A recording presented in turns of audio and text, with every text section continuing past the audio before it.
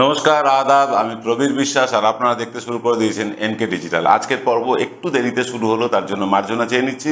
কিন্তু প্রতিদিনের মতনই আমরা ভিডিও আনছি, কোনো কোনো সময় টেকনিক্যাল কারণে অসুবিধা হয়ে যাচ্ছে, আমরা ক্ষমা চেয়ে নিচ্ছি তার জন্য। যাই হোক, লজ্জা, ঘেন্না, ভয় তিন থাকতে নয়। আমাদের পুরনো দিনের মা, মাসি, কাকিমা, জেঠিমা, ঠাকুমা, দিদিমারা এই কথাগুলো বলতেন।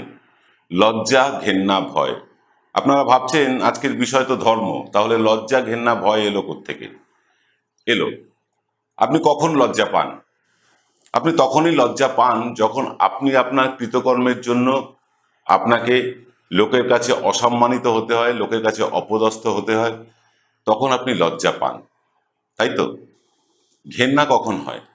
যখন দেখেন সামনের মানুষটি এমন একটা কাজ করছে যে কাজটা মোটেই সুরুচিকর নয় আপনার দৃষ্টিভঙ্গিতে, আপনার ঘেন্না লাগে।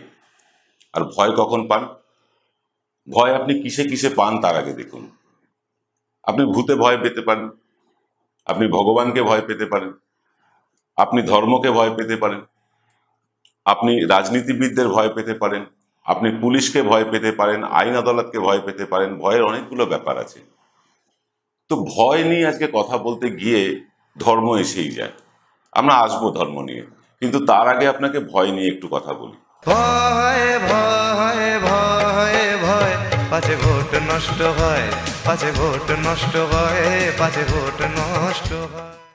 আপনি তো বাঙালি, আপনি কি ভয় পান? আপনার তো ভয় পাওয়ার কথা নয়, কারণ এই বাঙালিই তো দেশের স্বাধীনতা এনেছিল ইংরেজদের বিরুদ্ধে লড়াই করে। এই বাঙালিই তো ভাষার রক্ষার আন্দোলন করতে গিয়ে প্রাণ দিয়েছিল।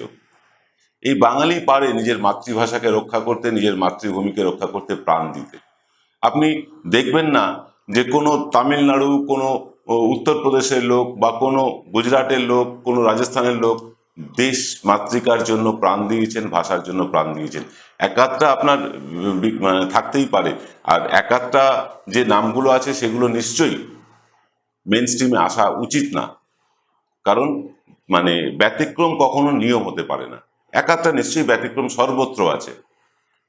কিন্তু ওভারঅল যদি দেখতে চান, এই বাঙালি কিন্তু ভারতবর্ষের স্বাধীনতা এনেছিল, এই বাঙালি কিন্তু বাংলাদেশের স্বাধীনতা এনেছিল, প্রাণ দিয়েছিল ভাষার জন্য, প্রাণ দিয়েছিল দেশের মাটির জন্য। তাহলে কি বাঙালি ভয় পায়? হ্যাঁ, পায়। বাঙালি ভয় পায়। বাঙালি কাকে ভয় পায়? বাঙালি পুলিশকে ভয় পায়। বাঙালি ঝুটঝঞ্ঝাতে যেতে চায় না। বাড়ির পাশেও যদি কোনো গন্ডগোল হয়, দেখবেন বাঙালি ঘর থেকে বেরোয় না, ঘরের আগল তুলে বসে থাকে, জানলা দরজা বন্ধ করে বসে থাকে। বারান্দা থেকে আমি নামি না, দাদা আমি সাথে পাচে। কারণ সে ঝামেলায় যেতে ভয় পায়, আইন আদালতকে ভয় পায়। আর বাঙালি ভয় পায় কাকে? রাজনীতিবিদদের। যারা রাজনীতি করেন তাদের রক্তচক্ষুকে তারা ভয় পান। যদি সাধারণ বাঙালিও হন, সে বাঙালি যদি কোনো রাজনীতির সাথে যুক্ত নাও থাকেন, তাহলেও তিনি কোনো রাজনেতার রক্তচক্ষুর সামনে পড়তে চান না। এপার বাংলাতেও তাই, ওপার বাংলাতেও তাই। আর ভয় পান কাকে? ভয় পান জ্যোতিষীদের, বাবাজিদের, পীর বাবাদের, সাধুদের। কারণ এই জ্যোতিষীরা আপনাকে বলে আপনার সামনে একটি ফাড়া আছে, আপনার সামনে সমূহ বিপদ, আপনি অমুক শিকড় ধারণ করুন, অমুক পাথর ধারণ করুন, ইত্যাদি ইত্যাদি করলে আপনার ফাড়া কেটে যাবে। এইটা একটা ভয়। আর একটা ভয়, সেটা হচ্ছে ধর্মের ভয়।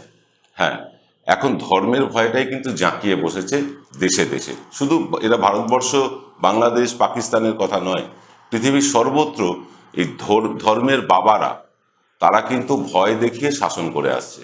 কিভাবে, আসুন সেটা নিয়ে আলোচনা করব। ধর্মকে আমরা কেন ভয় পাই, তার আগে জানতে হবে ধর্মটা কি। ধর্ম এমন একটা জিনিস বলা হয় যেটা ধারণ করে। আপনি যেদিন জন্মেছিলেন, আপনি যেদিন মায়ের গর্ভে ছিলেন, সেদিন আপনি জানতেন না যে আপনার ধর্ম কি হবে। আপনি যেদিন পৃথিবীতে এসেছিলেন, সেদিন আপনি জানতেন না আপনার ধর্ম কি হবে। ধীরে ধীরে আপনি বড় হতে হতে আপনি কিন্তু আপনার ধর্মের পরিচয় পেয়েছেন। এই ধর্ম আপনাকে শিখিয়েছে আপনার পরিবার, আপনার সমাজ।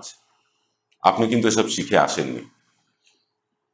ঈশ্বর, যাকে পরমেশ্বর বলি আমরা, তিনি মানুষ করে পাঠিয়েছেন এই পৃথিবীতে। মানুষ এখানে জন্ম নেওয়ার সময় ধর্ম জানতো না, কিন্তু ধীরে ধীরে মানুষ নিজের স্বার্থে ধর্মটাকে তৈরি করেছে। ধর্ম তৈরি করেছে, জাতপাত তৈরি করেছে, উচ্চবর্ণ নিম্নবর্ণ তৈরি করেছে। এরা কিন্তু মানুষ করেছে নিজের স্বার্থে। আজকে যেখানে আমরা যে কোনো ধর্মের মানুষকে দেখুন, আমরা যখন ঈশ্বরের কাছে প্রার্থনা করি, আমরা তো সকলেই প্রায় ঈশ্বর বিশ্বাসী, নিরীশ্বরবাদীও এক একজন আছেন বা নাস্তিক আছেন, তাদের নিয়ে পরে আলোচনা করছি। ঈশ্বর বিশ্বাসীরা কি করি? আমরা জোর হাত করে আকাশের দিকে তাকিয়ে আমরা ঈশ্বরকে স্মরণ করি, অর্থাৎ আমরা মনে করি ঈশ্বর এসেছিলেন আকাশ পথে। এটা আমরা সমস্ত পৃথিবীর মানুষ এটা মনে করি। হিন্দু, মুসলমান, খ্রিস্টান, জৈন, যেখানে যে আছেন প্রত্যেকেই কিন্তু হাত জোর করে আমরা উপরের দিকে তাকাই তো, অর্থাৎ আমরা বিশ্বাস করি আমাদের মাথার উপরে ঈশ্বর আছেন, আমরা তাকে স্মরণ করি। কিন্তু এই ঈশ্বর আর ধর্মের মধ্যে যে তফাৎ, এই তফাৎটা আজকে বুঝতে হবে। ঈশ্বর এই পৃথিবীর সৃষ্টি করেছেন, এই জীবজগৎ সৃষ্টি করেছেন। আজকে বৈজ্ঞানিকেরা এত উন্নত হয়েছেন, বিজ্ঞান আজকে এতটাই উন্নত হয়েছে যে আমরা ভয়েজার দিয়ে আমাদের মানে আলোকবর্ষের পর আলোকবর্ষ চলে যাচ্ছি, বিভিন্ন গ্রহে সন্ধান করছি আমাদের মতন কোনো জীব আছে কিনা বা আমাদের থেকে উন্নত কোনো জীব আছে কিনা। কোথাও সন্ধান পাচ্ছি না। তার মানে এই ব্রহ্মাণ্ডের মধ্যে মানুষকে সৃষ্টি করেছেন বা এই জীব জগৎকে সৃষ্টি করেছেন তিনি একজন।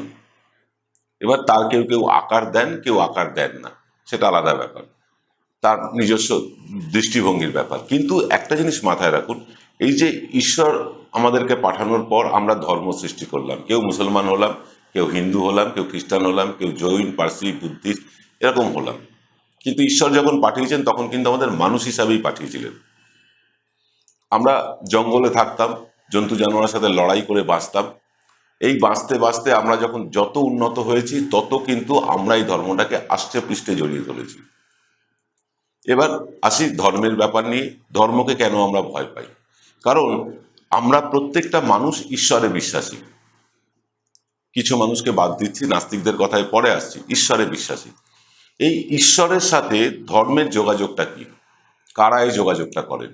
এই যোগাযোগটা করেন স্বঘোষিত কিন্তু কিছু বাবা, কিছু পীর বাবা, কিছু সাধু, কিছু সন্ত, কিছু যাজক। এইটা নাকি তারা যোগাযোগ রক্ষা করেন, তারা নাকি ঈশ্বরের দূত। তারা আমাদের সাথে ঈশ্বরের একটা যোগাযোগ স্থাপন করেন। গুরু নাকি ঈশ্বরের সাথে মানুষের যোগাযোগের স্থাপনের একটা ব্রিজ, এরকমটা প্রচার করা হয়। কেন প্রচার করা হয়? কারণ সেই মানুষকে, সেই গুরুকে আমরা ভক্তি করব, সেই গুরুর রক্তচক্ষুর সামনে পড়ব না, তাই আমরা ধর্মকে ভয় করি। এই যে বাংলাদেশের কুমিল্লাকে কেন্দ্র করে যে ঘটনা সারা বাংলাদেশে ঘটে গেল, আপনারা জানেন যে আপামর বাংলাদেশি এর নিন্দা করছেন, সারা পৃথিবীর মানুষ নিন্দা করছেন, ভারতের মানুষ নিন্দা করছেন, কিন্তু ঘটনাটা ঘটিয়েছে মুষ্টিমেয় কয়েকজন। অর্থাৎ যারা এই ধরনের ঘটনা ঘটায়, ধর্মকে হাতিয়ার করে রাজনীতি করে, তারা কিন্তু খুব অল্প সংখ্যক, বেশি সংখ্যক মানুষের নিন্দা করেন। বাড়িতে বসে ফেসবুকে, টুইটারে, হোয়াটসঅ্যাপে, ইনস্টাগ্রামে প্রতিবাদ করেন, কিন্তু এই প্রতিবাদটা সামনে এসে দাঁড়ায় না, কারণ ওই ভয়, রাজরোষের ভয়। আজকে ধর্ম আর রাজনীতি তো এক হয়ে গেছে, সেটা ভারতবর্ষে বলুন আর পশ্চিমবঙ্গে বলুন বা ভারতবর্ষের যে কোনো প্রান্তে বলুন বা বাংলাদেশে বলুন। আজকে দুটো দেশেই বলতে বাধ্য হচ্ছি, দুটো সরকারই কিন্তু একনায়কতন্ত্র চালাচ্ছে। তাদের হাতে বিশাল ক্ষমতা, সংখ্যাগরিষ্ঠ, তারা যা খুশি তাই তারা করছেন। এরকম ইনসিডেন্ট ঘটলে তারা নিন্দা করছেন, অ্যারেস্ট হচ্ছে, কিন্তু এটাকে সমূলে উৎপাটন করার চেষ্টা করছেন না। ভারতবর্ষে যখন বাবরি মসজিদ ভাঙা হয়, একদল মানুষ উল্লাস করেন, আর একদল মানুষ চোখের জল ফেলেন। আবার যখন কুমিল্লায় দুর্গা মূর্তি ভাঙা হয়, তখন আরেক দল মানুষ উল্লাস করেন, আর একদল মানুষ কান্নাকাটি করেন। অর্থাৎ মানুষের শত্রু হয়ে দাঁড়িয়েছে শুধু ধর্মের কারণে। ধরে নিন পৃথিবীতে কোনো ধর্ম নেই, আপনি হিন্দু নন, আপনি মুসলমান নন, আপনি খ্রিস্টান নন, আপনি বুদ্ধিস্ট নন, কেউ নন, আপনি একজন মানুষ, ঈশ্বর প্রেরিত একজন মানুষ। যদি এটা হতো তাহলে কি এটা ঘটতো? আজকে একটা জিনিস চিন্তা করুন, এই যে মূর্তি ভাঙা হয়েছে এ নিয়ে কোনো দ্বিমত নেই যে প্রত্যেকে নিন্দা করছেন। হনুমান মূর্তির পায়ের কাছে কোরআন শরীফকে রাখা হয়েছে, এ নিয়ে নিন্দা করছেন না এমন কোনো মানুষ নেই, প্রত্যেকেই নিন্দা করছেন। কিন্তু আমাদের ধর্মগুরুরা নেমে গেছেন ধর্মের খেলায়, রাজনীতি খেলতে। কারণ ধর্ম আর রাজনীতি এক হয়ে গেছে, ধর্মগুরুরা ধীরে ধীরে রাজনীতিবিদ হচ্ছেন। আপনারা দেখছেন যোগী আদিত্যনাথ, তিনি একটি মঠের আশ্রমিক ছিলেন, আশ্রমের প্রধান ছিলেন, তিনি উত্তরপ্রদেশের মুখ্যমন্ত্রী। আমাদের দেশের সংসদে, ভারতবর্ষের সংসদে একজন জৈন সাধু যিনি নগ্ন অবস্থায় সংসদে ঢুকতে পারেন। মানে কোথায় বাস করছি আমরা চিন্তা করুন। আমরা ঈশ্বর বিশ্বাস নিয়ে কোনো কথা বলতে চাই না, ঈশ্বর বিশ্বাস প্রত্যেকের থাকুক। মমতা বন্দ্যোপাধ্যায় একটা স্লোগান দিয়েছিলেন যে ধর্ম যার যার, উৎসব সবার। এই স্লোগানটা কি অত্যন্ত কুরুচিকর ছিল? আপনি যে কোনো ধর্মের মানুষ হতে পারেন, কিন্তু উৎসবে কেন সামিল হবেন না? মুসলমানের উৎসবে হিন্দুরা সামিল হয় না, ঈদে আমরা সামিল হই না, আমরা দুর্গাপুজোয় সামিল হই না, আমরা বড়দিনে সামিল হই না, আমরা নিউ ইয়ার্স ডে 31st নাইটে আনন্দ মজা ইত্যাদি করি না, তখন আমাদের কোথায় যায়? অর্থাৎ কিছু মানুষ চান না যে ধর্ম যার যার থাকুক আর উৎসব সবার হোক। এই সবারটা কেউ চান না, সবার শব্দটা কেউ উচ্চারণ করতে, শুধু আমার আর আপনার, আমাদের আর আপনাদের, এরকম একটা ভাগ করে রাখার চেষ্টা। আসুন দেখে নি ফুরফুরা শরীফের পীরজাদা, মানে যিনি নিজেকে হুজুরের সন্তান বলেন। আমার প্রথমত এই হুজুর শব্দটায় আপত্তি আছে, আর দ্বিতীয়ত একটা হুজুরের ঘরের সন্তানই কেন হুজুর হবেন, তিনি কেন নিদান দেবেন সবকিছুর, এটা নিয়ে আমার আপত্তি আছে। আমরা বলছি আব্বাস সিদ্দিকীর কথা। হ্যাঁ, এই আব্বাস সিদ্দিকী যিনি নলেজ সিটির নামে বহু অর্থ তছরূপের অভিযোগ তার নামে আছে, বহু কোটি কোটি টাকা অর্থে তছরূপের অভিযোগ আছে। তিনি জ্ঞান বিতরণ করছেন বিভিন্ন জলসায়, এবং জলসা থেকে তিনি টাকাও নেন, জলসা করেন বলে তিনি অর্থ উপার্জন করেন, এবং তার অর্থের কোনো মানে হিসেব নেই কত অর্থ তার কাছে আছে। দামি গাড়ি চলেন, খুব আরামদায়ক বাড়িতে থাকেন, সব কিছু তার মানে ভালোভাবে চলছে। কাদের টাকায়? মুরিদদের টাকায়। এই মুরিদ মানে কি? শিষ্য, শিষ্যদের টাকায়। শিষ্যরাই তাকে কিন্তু বড়লোক বানাচ্ছেন। ঠিক একইভাবে এই যে বিভিন্ন ঠাকুর আছে, অনুকূল ঠাকুর, বালক ব্রহ্মচারী ঠাকুর, এর বিভিন্ন আশ্রম আছে এদের। এই আশ্রমকে মাসে একটা ভক্তদের টাকা পাঠাতে হয়, তাই দিয়ে আশ্রমের সমস্ত মানে তাদের খরচ সব কিছু চলে। অর্থাৎ সাধু হওয়ার যে বেনিফিট, সন্ত হওয়ার যে বেনিফিট, বা পীর হওয়ার যে বেনিফিট, এরা কিন্তু ভক্তদের কাছ থেকেই তুলে নেন। ভক্তরা কেন দেন? তারা ভয় থেকে দেন, ভক্তি থেকে দেন। এই ভক্তিটা আসে কিন্তু সম্পূর্ণ ভয় থেকে। কেন ভয় থেকে? আসুন পীরজাদা আব্বাস সিদ্দিকীর বক্তব্যটা শুনে নেব। এখনো কি তোমরা বুঝতে পারছো না পৃথিবীতে একটাই জিনিস চলছে, সত্য ধর্ম ইসলামকে মিটাবার ষড়যন্ত্র চলছে। তুমি বলছো সবই ঠিক আছে, গণতান্ত্রিক দেশ, এইখানে ওসব কি করে হয়, এইসব কথা কি করে চলে? কেন চলে না? হিন্দু ভাইরা তারা তাদের স্বাধীনভাবে ধর্ম পালন করছে, তাদের পুরোহিত, তাদের ধর্মগুরুরা তাদের অনুসরণ করছে, সব চলছে, কোন রকম অসুবিধা হয়নি। খ্রিস্টানরা করছে, আদিবাসীরা করছে, যে যা ধর্ম করছে, কারো অসুবিধা হচ্ছে না। তোমার আমার বেলায় অসুবিধা হচ্ছে কেন? মুসলমানের ছেলে যেন হিড়িক লেগে গেছে দুর্গা পুজোর উৎসব করার জন্য। বলছি বাপরে বাপ, হাজি সাহেব থেকে শুরু করে ফেতে কাটাতে, ঢোল বাজানোতে ব্যস্ত। কি আছে না? না, আবার কি একটা কথা জানো, ধর্ম যার যার, উৎসব সবার। মানে কথা, গাছ যার যার, ফল সবার, পুকুর যার যার, মাছ সবার। এই হবে এই মশলা, এই হবে। এখন যদি কেউ বলে বিয়ে যার যার, বউ সবার, চলবে? ওখানে হুঁশ ঠিক আছে, ওইখানে হুঁশ ঠিক আছে। এখানে বলছে ধর্ম যার যার, উৎসব সবার। কিভাবে ধ্বংস করছে বুঝতে পারছো? এইটা একটা পরিকল্পনা, এটা একটা প্ল্যান শেষ করে দিবার। এই জায়গাতে তোমাদেরকে তো ভাবতে হবে, বুঝতে হবে। কি আমার কথা খারাপ লাগছে?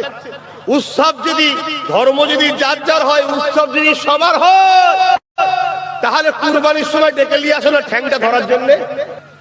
অতএব ধর্ম যার যার, উৎসব তার তার। তোমার ধর্ম তুমি পালন করো, তোমার উৎসব তুমি পালন করো, তার ধর্ম সে পালন করো, তার উৎসব সে পালন করো। বলছেন না, লাকুম দীনুকুম ওয়ালিয়া দীন। এই একটা বক্তারা লাইন পেয়েছে, লাকুম দীনুকুম ওয়ালিয়া দীন। কি গো সেকুলাররা, খারাপ লাগছে নাকি? সেকুলারের মাথায় ঝাঁটা মারে, সেকুলার সেকুলার করছে। সেকুলার কাকে বলে? সেকুলার আমার থেকে সেকুলার ভণ্ডমি করে চিটিংবাজি করে সেকুলারের নামে এক ছেলেকে কানা করে রেখে দিয়ে তার গলা টিপে পায়ের তলায় চেপে দিয়ে সেকুলার মারাচ্ছ। এ কথা বুঝছেন না, বোঝেন না? ভাষা খারাপ লাগলে মাফ করবেন ভাই। আর আজকে কি হচ্ছে সমাজে? ধর্ম যার যার আর উৎসব সবার, এই কথাটা সেরে কি কথা, হারাম কথা। এটা পাগল ছাড়া মানুষ বলতে পারে না। এখানে কোন ইমাম পীর সাহেব পীরজাদার মুখে কথা আছে? কেউ কথা বলে না। আরে তোমরা তো আম মানুষ, তোমাদের কত শিক্ষা আমরা দিই। আমরা যদি সজাগ না করি তাহলে তোমরা তো চলে যাবে মেলাতে, ফাংশনে, পুজোতে, মণ্ডপে চলে যাবে। সেখানে গিয়ে খাবে বিসমিল্লাহ বলে খেলে কাফের হয়ে যাবে। তুমি যদি মনে করো তোমার স্বাধীনতা আছে কোরআনকে অপমান করা, তোমার স্বাধীনতা আছে ইসলামের বিরুদ্ধে বলা, তোমার স্বাধীনতা আছে রাসূলের গুস্তাখি করা, তুমি যদি মনে করো এই স্বাধীনতা তোমার আছে, তাহলে আমি আব্বাস সিদ্দিকী আজকে বলে যাচ্ছি আমারও স্বাধীনতা তোমার ঘর থেকে কল্লাকে আলাদা করে দিবার সময় এসে গেছে। ঠিক না বেঠে? কারণ আমরা সব মেনে নেব। পেটে লাথি মারছ মেনে নিচ্ছি, মিথ্যা কেস দিচ্ছ মেনে নিচ্ছি, ঘর ভাঙছ মেনে নিচ্ছি, যা খুশি তাই করছ মেনে নিচ্ছি। কিন্তু আমার কোরআনকে, আমার রাসূলকে, আমার ইসলামকে, আমার আল্লাহর সাথে যদি গুস্তাখি করো আমরা মেনে নিতে পারবো না। প্রয়োজন হয় জানও দেবো, নচেৎ জানও নিয়ে নেবো। ঠিক না বেঠে? শুনলেন, পুকুর যার যার, মাছ নাকি সবার হবে না, বিয়ে যার যার, বউ নাকি সবার হবে না। এই অশিক্ষিত ধর্মগুরুদের কে বোঝাবে পুকুর বা মাছ এটা তো ব্যক্তিগত মালিকানার ব্যক্তিগত জিনিস, এটা তো সম্পূর্ণ ব্যক্তিগত ব্যাপার। ধর্ম তো কারোর ব্যক্তিগত হতে পারে, এটা তো সমষ্টির ব্যাপার। এই অশিক্ষিত ধর্মগুরুদের কে বোঝাবে এসব কথা? আর এই অশিক্ষিত ধর্মগুরুরাই কিন্তু সমাজে বিষ ছড়িয়ে যাচ্ছে। আমরা দেখাবো আরো বাকি ধর্মগুরুর কথা। কিন্তু কি বললেন এই আব্বাস সিদ্দিকী? আব্বাস সিদ্দিকী আদতে তো একটি ধর্মগুরু বলে প্রচার করেন, ধর্মগুরু সন্তান বলে প্রচার করেন। তিনি এখনো ধর্মগুরু হননি, ধর্মগুরু সন্তান। তিনি প্রচার করছেন কি, যে ধর থেকে কল্লা আলাদা করে দেবে, অর্থাৎ ধর থেকে মুন্ডুটা আলাদা করে দেবেন। কত বড় দুঃসাহস হতে পারে একজন ধর্মগুরুর, যিনি বলতে পারেন ধর থেকে তার মুন্ডু আলাদা করে দেবেন। এরপরেও আমাদের রাষ্ট্র চুপ করে থাকে, পশ্চিমবঙ্গ সরকার কোনো ব্যবস্থা নেয় না। এত বড় কথা বলার পরে আসলে মানে ধর্মকে ভয় করে সাদা বালাল, প্রত্যেকেই, সব রাজনীতির দল এই ধর্মকে ভয় করে। এই আব্বাস সিদ্দিকীকে যদি গ্রেফতার করা হয় এই ধর থেকে কল্লা আলাদা করে দেবো এই কথা বলার জন্য, তাহলে তো মুসলিম ভোট যাবে। আসলে সব কিছুই তো ভোট ওরিয়েন্টেড। এই যে পীর জাদা অর্থাৎ পীরের সন্তান আব্বাস সিদ্দিকী, এই আব্বাস সিদ্দিকীর পূর্বপুরুষ ছিলেন আবু বক্কর সিদ্দিকী, যিনি নিজেকে রাজনীতি থেকে বহু দূরে সরিয়ে রেখেছিলেন। এবং এই আবু বক্কর সিদ্দিকী ছিলেন একজন ধর্মপ্রাণ মুসলমান এবং মানুষের জন্য কাজ করে গেছেন। তার সন্তান সন্ততি, তার উত্তরসূরিরা কি করছেন? তারা রাজনীতিতে নাম লেখাচ্ছেন। এই আবু বক্কর সিদ্দিকীর উত্তর পুরুষ এই আব্বাস সিদ্দিকী, ইনি দাঁড়াচ্ছেন ভোটে, ব্ল্যাকমেল করছেন রাজ্যের শাসক দলের সাথে, আমাকে 40টা আসন দাও, নইলে আমি অন্য লোকের সাথে যাব। গেলেন তো অন্য লোকের সাথে। কাদের সাথে গেলেন? বামপন্থীদের সাথে। কোন বামপন্থী? যারা অধীর চৌধুরীর কাছ থেকে মাইক কেড়ে নিয়ে এই আব্বাস সিদ্দিকীদের দেয় বক্তব্য রাখার জন্য। ভাবুন একবার, যদিও কংগ্রেস তাদের সাথে জোট করেনি, করেছে বামপন্থীরা। আজকে বামপন্থীরা কি এর জবাব দেবেন তাদের জোট সঙ্গীর এরকম বক্তব্যের? দেবেন না। কারণ ধর্মকে সবাই ভয় করে।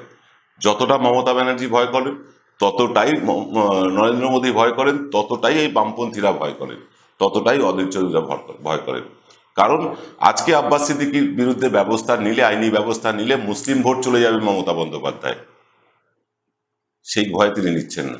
কিন্তু এই রকম অপরাধ, এই রকম হুমকি দেওয়ার অপরাধ, এটা কি মেনে নেওয়া যায়? আপনারা ভাবছেন আমরা মমতা বন্দ্যোপাধ্যায় সমালোচনা করছি, আব্বাস সিদ্দিকী সমালোচনা করছি, হিন্দুরা কি ধোয়া তুলসী পাতা? কতটা ধোয়া তুলসী পাতা আসুন দেখে নিন। लगा रहा हूं या हिंदू के लिए कुछ कर रहा हूं, नहीं, मैं दुनिया में केवल इस्लाम से लड़ रहा हूं। मेरी दुनिया केवल इस्लाम है।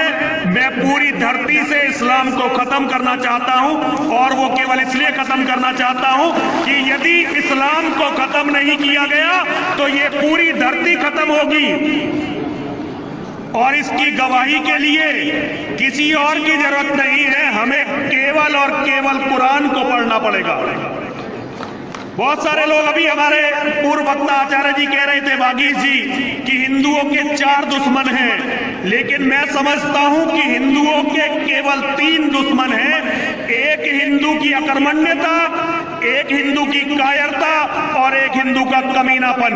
ये 3 हिंदू के दुश्मन हैं, इन्होंने ही हिंदू को बर्बाद किया है। क्या हिम्मत थी मुसलमान की कि मुसलमान हिंदुओं से लड़ पाता? क्या हिम्मत थी ईसाइयों की कि ईसाई हिंदू को खत्म करने की सोचते? क्या हिम्मत थी कम्युनिस्टों की कि कम्युनिस्ट हमें खत्म करने की सोचते? और क्या हिम्मत थी सेकुलरों की कि वो भारत में पनप पाते? यदि मुसलमान ने ये सपना देखा तो इसका केवल एकमात्र कारण था, हिंदू अपने स्वार्थ के लिए लड़ता रहा, स्वार्थ के लिए मिटता रहा, कभी भी धर्म के लिए नहीं लड़ा। जितने भी लोग धर्म के लिए जिन्होंने लड़ने का प्रयास किया, चाहे छत्रपति शिवाजी हो, चाहे महाराणा प्रताप हो, चाहे गुरु गोविंद सिंह हो और चाहे महर्षि दयानंद सरस्वती हो, सारे के सारे केवल हिंदुओं से लड़ते रहे। मुसलमानों से लड़ने का मौका तो इन्हें बहुत कम मिला, क्योंकि सारे हिंदू छाती खोलकर खड़े हो गए कि मुसलमान हमें बहुत प्यारे हैं। कितने दिन महाराणा प्रताप मुसलमानों से लड़े हैं, जरा सोचकर बताइए। आज भी जो शासन है, आज भी शासन ना ईसाइयत से लड़ रहा है, ना इस्लाम से लड़ रहा है, ना कम्युनिज्म से लड़ रहा है। जहां भी कहीं अत्याचार हो रहा होगा तो केवल और केवल हिंदू संगठनों पर हो रहा होगा।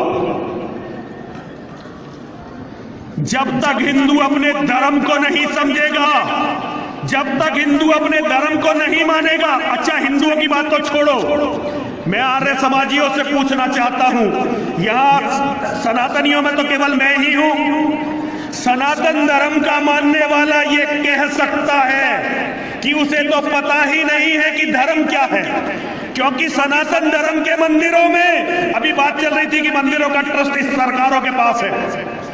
अरे ये बताओ, जो ट्रस्ट सरकारों के पास नहीं है उन्होंने क्या कर लिया, उन्होंने क्या करके दिखा दिया? सनातनियों को कभी चाणक्य के बाद, जगत गुरु शंकराचार्य के बाद कोई बताने वाला आया ही नहीं कि तुम्हारा धर्म क्या है। उन्होंने तो केवल मंदिर में घंटी बजाकर लोगों का मूर्ख बनाकर केवल पूजा पाठ आडंबर के माध्यम से धनोपार्जन को ही धर्म समझा है। একজন হিন্দু ধর্মগুরু বলছেন যে তার মূল উদ্দেশ্য হচ্ছে পৃথিবী থেকে ইসলামকে খতম করা। ভাবুন, হিন্দু ধর্মের কোথাও কি বলা আছে যে অন্য ধর্মকে খতম করাই তার উদ্দেশ্য? ইসলাম ধর্মে কি কোথাও বলা আছে যে অন্য ধর্মকে খতম করা তাদের উদ্দেশ্য? কোনো ধর্মে খতম ব্যাপারটা নেই, কোনো ধর্মে নেই। কিন্তু এই ধর্মগুরুরা খতম শব্দটা আনেন। তারা সবসময় বলেন, হিন্দুরা বলেন হিন্দুত্ব খতরে মে হ্যাঁ, অর্থাৎ হিন্দুত্ব বিপদে আছে। মুসলিমরা বলেন ইসলাম বিপদে আছে। আসলে বিপদে কেউ নেই, আপনাদের জন্য বিপদে আছে মানুষেরা, আপনাদের জন্যই মানুষেরা বিপদে আছে। এদেশে বা বাংলাদেশে না হিন্দুরা বিপদে আছে না মুসলিমরা বিপদে আছে, আপনাদের মতো মানুষের জন্য মানুষ বিপদে আছে। আপনারা নিজেদেরকে শোধরান। ধীরে ধীরে ধর্মের প্রতি মানুষের অনুরাগ কমে যাচ্ছে, মানুষের শ্রদ্ধা কমে যাচ্ছে, শুধুমাত্র আপনাদের মতন পীর বাবা আর এই সাধুদের জন্য। আপনারা বিভিন্ন কেলোর কীর্তি শোনেন, মাঝে মাঝেই শোনেন, বিভিন্ন ইউটিউব চ্যানেলে, টেলিভিশন চ্যানেলে দেখা যায় বাবাদের কেলোর কীর্তি। সে হিন্দু বাবাই হোক আর পীর বাবাই হোক কি মুসলিম বাবাই হোক, এদের কেলোর কীর্তি শোনেন। আপনারা যদি বিদেশি চ্যানেলগুলো ফলো করেন দেখতে পাবেন সেখানে যাজকদেরও কেলোর কীর্তি প্রচুর আছে। মানে এদের অর্থনৈতিক ঘোটালা, সামাজিক জীবনের ঘোটালা এবং যৌন ঘোটালা, এরা কিন্তু একদম এর মধ্যে মজে রয়েছেন। কোটি কোটি টাকার মালিক এই পীরজাদারা বলুন বা সাধু বাবারা বলুন, এরা কোটি কোটি টাকার মালিক। কোথা থেকে আসে এত টাকা? এই ভক্তরাই দেন। এই ভক্তদের টাকার কোনো হিসেব নেই। কোনো হিসেব দিতে হয় না এইসব মঠ আশ্রম বা এইসব পীর বাবাদের যা দরগা টরগায়, এদের দিতে হয় না। এরা বৈভবের চূড়ান্ত অবস্থায় থাকেন, দামি গাড়ি চাপেন, বিদেশে যান, এদের ছেলেমেয়েরা বিদেশে পড়াশুনো করে, আর এরা আমার আপনার টাকায় ফুর্তি ফোয়ারা করে আমার আপনার ওপরই ছড়ি ঘোরায়, আর আমরাও সেটা মেনে নিই। এ তো গেল ধর্মের কথা। এরপরও আর একটা দল আছে, তারা হচ্ছেন সেকুলার। তারা ধর্মেও নেই, জিরাফেও নেই। একদল সেকুলার আছেন, এরা আরো ভয়ঙ্কর, এরা আরো ভয়ঙ্কর। এরা মুসলিম প্রীতি দেখাতে গিয়ে মুসলিম হয়ে যান, হিন্দু প্রীতি দেখাতে গিয়ে হিন্দু হয়ে যান। রাজনৈতিক দলের কথা বলছি। প্রত্যেকটি রাজনৈতিক দল কখনো হিন্দুর পিঠে হাত রাখে, কখনো মুসলমানের পিঠে হাত রাখে। আপনাদের একটা ভিডিও দেখাবো। আমাদের প্রাক্তন মেয়র বিকাশ রঞ্জন ভট্টাচার্য আর একজন সরকারি কবি আছেন, যিনি যে সরকার যখন যেখানে থাকেন সেই সরকারের লোক হয়ে যান। আমি সুবোধ সরকারের কথা বলছি। এই কবি সুবোধ সরকার এবং বিকাশ রঞ্জন ভট্টাচার্যের একটি ভিডিও আপনাদের দেখাবো। তারা গোমাংস খাচ্ছেন প্রকাশ্যে, এটা প্রমাণ করছেন তারা নাকি ধর্মনিরপেক্ষ। গোমাংস খেয়ে কি ধর্মনিরপেক্ষ হওয়া যায়? দাদা মোবাইলটা একটু